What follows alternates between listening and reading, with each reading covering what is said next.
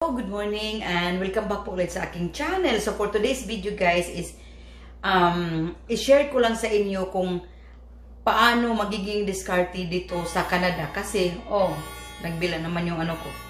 Alam nyo guys, hindi lang kayo tinatawag na taong bahay, yung housewife na nandito lang kayo sa loob ng bahay kasi kung nandito kayo sa Canada talagang sa akin lang ginawa ko ang lahat para magiging productive naman ako kasi alam mo naman, hindi tayo pinapatrabaho sa labas ang asawa natin. So, to be a productive wife, Kuya Juan, in English, marami kaming garden. Bago ako dumating dito sa Canada noong July 3, yung asawa ko is may tanim na siya na tomato. So, pagdating ko, ang tomato ganun pa lang.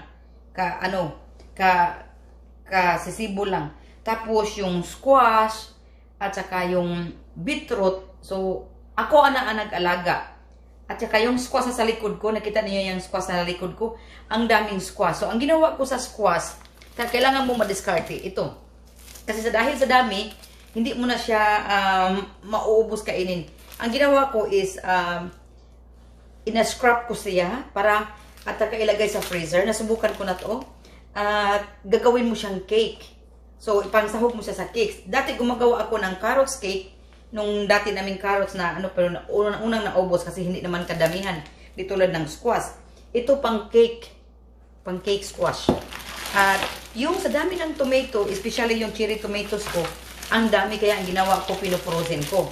So pag gumawa ako ng soup, is ibabad ko lang siya ng kunti ng tubig, tapos tanggalin ko na yung balat niya, pagkatapos ilagay ko na siya sa pot, at saka pakuluan, at lagyan ng sibuyas. Ganon kadiskarte ang buhay pag ganito ka sa Canada. Kasi dahil sa garden, huwag kang magtapon ng mga gamit. At saka, ito yung squash, kasama ng squash na nasa likod ko, is kinocubes ko. Tapos, in the future, kasi nasubukan niya yung asawa ko ng pinakbet. So, marami pa rin akong beans na nandoon sa freezer kasi nasa ilalim at saka Swiss chard. So, kailangan mo madiskarte guys kasi asawa mo is nagtatrabaho tapos ikaw puro kakaartihan sa bahay, so it's not fair at all. Charot, Kuya Juan. At ito yung aking beetroot. Ito yung July 16 ko siya July 16 ko siya pinipickled. At saka yung aking cherry tomatoes, yan. At saka may malaking tomatoes, pinipickled ko din siya. August 22nd. So, hindi pa siya pwedeng buksan. So, ganun lang kadiskarte ang buhay. So, ngayon naman pa nga palangga.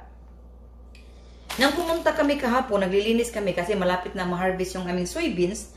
So, marami siyang yung corn dati. Kasi last year, ang tinatanim is corn. So, marami siyang tumutubo na corn. So, kailangan siyang tanggalin para pag-harvest ng malinis na. I discovered na mayroon siyang puno doon na sabi niya, I never know that I have an apple tree, charot. O kasi, hindi siya nag-pay attention siya sa mga, sabi niya, baka namunga na yan dati, hindi ko lang alam. Pero yesterday, guys, tinan mo. Diba? Ang dami kong apple na napitas kahapon. Karamihan is kinain na ng bees, pero mayroon pa man akong nasalba. So, ngayon, kasi nasubukan ko na dati maggawa ng apple jam nung nasa abroad ako, nasa Bahrain or Kuwait kasi maraming apple na binili ang amo ko tapos ipangtatapon lang, kaya nasinubukan kong nag-DIY. Ngayon is gagawin ko dito kasi ang dami pang bunga. So instead na bibili ka na ng jam, magkano ang isang jam ng ganito is like $5. So ngayon masisave ko na yung $5 dahil madiskarte ka. So, yun ang sinabi ko mga palangga. Pag nag-aasawa ka ng so-called AFAM, is kailangan mong madiskarte sa buhay. So, instead of going to a fancy restaurant, dito na ako nagluluto. So, nagustuhan naman ang asawa ko. Minsan, nung bumisita dito yung kapatid niya, is pinagluluto ko naman sila. So, nagustuhan, especially my husband, he love pansit. Filipino, yung pansit natin, pansit bihon.